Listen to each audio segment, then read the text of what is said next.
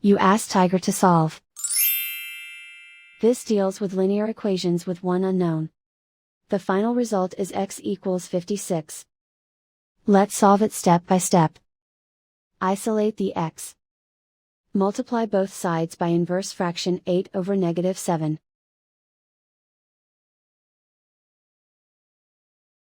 Move the negative sign from the denominator to the numerator. Group like terms. Multiply the coefficients. Simplify the arithmetic.